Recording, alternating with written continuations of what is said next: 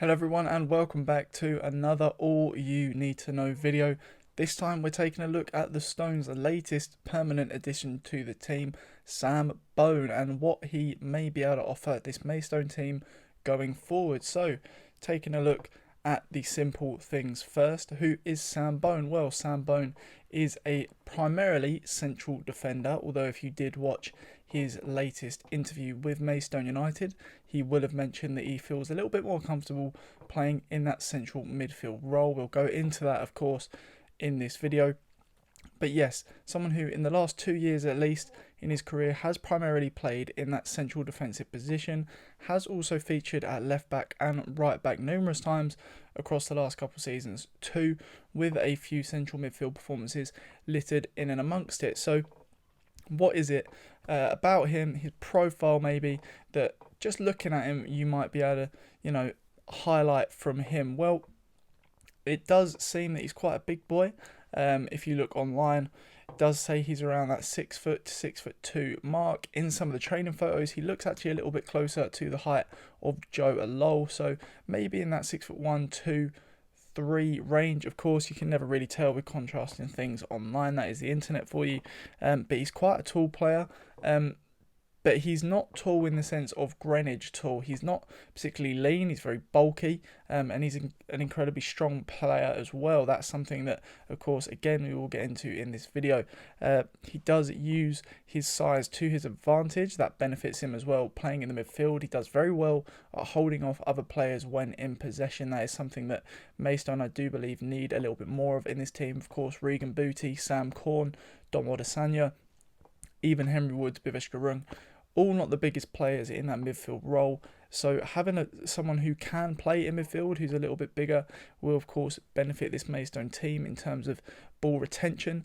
Same goes for that centre-back position as well. We have got some players in recent weeks who've played there who've not been the biggest in terms of size. Cody Lawrence Foster is, of course, now returned back to Aldershot. George Fowler, although not the biggest, is a fantastic defender. But again, having someone with that different dynamic does mean that Maidstone may have a different outlet in terms of winning back the ball.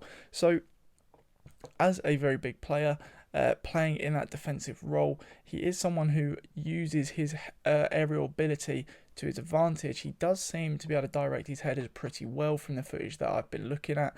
He's someone who always looks to find somebody from a header, doesn't just go up, smash the hell out of it just for the sake of it to clear the lines. He does seem to try and assess his options, pick someone out with a header even when clearing it. So of course that's very good for helping build things like counter attacks, and again that ball retention when playing out from the defence into the midfield. So he also has a pretty good ability at taking a long shot as well. He scored a couple of goals in his career, one of which being a fantastic long shot from a good 25-30 yards out on his left foot, right into the top corner. But again, that's his left foot. Again, watching this footage back, I've seen a lot of times he's using his right foot predominantly, yet he has also got a very good ability on his left foot. So having someone in, especially in a back line, it can be very important to have someone who's very good with both feet in a back line. It gives different outlets throughout the back.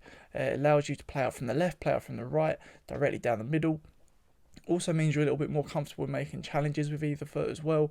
So again, that doesn't mean that he's going to be pinging 60-yard balls on each foot every time, but it just means he's going to be a little bit more capable in terms of being able to play out from the back, and also a little bit harder to attack against, because if you're trying to attack someone who's very, very right-footed, you're always going to play onto their left-hand side. So having someone with very good feet either side is going to benefit us. It's going to make strikers' decisions a little bit harder, and in those couple of milliseconds that strikers may second guess themselves, that's when these players are going to be able to make the challenges. So seems like a pretty good addition from his ability. Let's take a little look now back over his career so far. So he is 24 years old, and it does seem that he's played the majority of his career over in Ireland. So of course, many people not familiar with the Irish League. The Irish League does actually have Europa League qualification spots. They will go into qualifying knockout rounds, and Sam Bone does have experience playing in those. He has played against Swedish champions back in the day, over in 2017/18, I do believe. Unfortunately, they did not make it through the qualifying rounds with Shamrock Rovers, but that was the team that he did make the first professional appearance of his career, I do believe. Started off at Charlton Athletic as a youth player, took a little bit of a break from football, ended up going out to Ireland to train with Shamrock Rovers for a few weeks, and ended up staying in Ireland for 6 years. So someone who, of course, has picked up a wealth of experience in that time. As I said, playing for Shamrock in that 2017/18 season, as well as the 18/19 season, before moving to Waterford.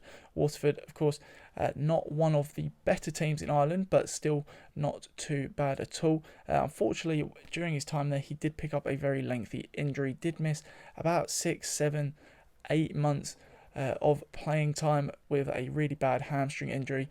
Doesn't seem that has affected him too much since, which of course is very good, but of course something to keep an eye on going forward. Of course, the team bringing him in will know about that, so of course, just to keep an eye on. And then after Waterford, he apparently didn't have a great ending there. What I've been seeing online, it didn't end too well. He was kind of kept in the dark about his position in the team, as were many other players. So he did opt to move to St Patrick's. And St Patrick's, one of the, again, better teams in Ireland. I think they were in the top 3 or 4 teams in the division in the last season, which is pretty good. So, you know, again, a lot of good experience picked up there. Did end up playing 35 games for them in the 21 season, between January 2021 and December 2021.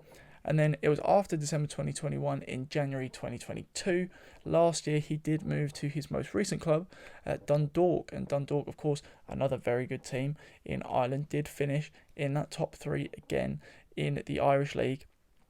And he featured very heavily for them. Again, another 35 games played in the league last season, which of course is very, very good.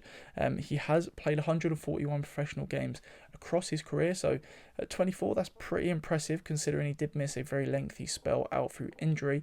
And of course, even in those Europa League qualifiers he would have played in his earlier stages of his career, would have picked up very valuable experience from that time as well. So it does seem that he has got a wealth of experience. Of course, it is quite hard to judge the quality of the Irish League. They're not often playing teams from other countries. So, again, being able to judge that potential golfing quality, they may be much better than National League, League 2, League 1.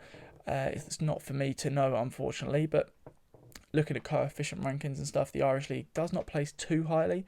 But again, when they've got that Europa League qualifying slot, can't be all that bad, of course. And Shamrock and Dundalk, especially, 2 very big clubs over there. So he has got that experience in playing. He has got the ability that we may need bringing into this side. Someone who's a little bit calm, quite collected at the back. A couple of things I highlighted from watching clips of him that I wasn't particularly impressed with. Again, these are things that can be worked on though.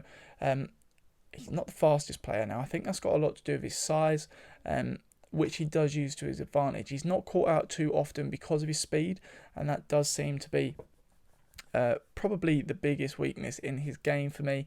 But again, when you're playing in this Maidstone team, you're going to have some quick players around you, of course. We've got Greenwich, we've got Galvin, we've got George Fowler, all players in and around that central defensive position. So his pace isn't too much of an issue for me. It's just something, again, we need to just take into consideration. But what he offers and contributes potentially to this side in terms of his size and ability is something that we can all look forward to seeing. So Sam, welcome back home. Welcome back to Maidstone. Of course, never played for the club before, but it is his hometown despite being born in the country of Malaysia. So welcome home. I really hope you enjoy your time back in the town. Really hope we can see you do great things with this club, and come the end of the season, we may be staying up in the National League, and it'll allow you to build your experience and career even further. So again, welcome to the club. Really looking forward to seeing you play. Thank you everyone for watching, and I'll catch you in the next one.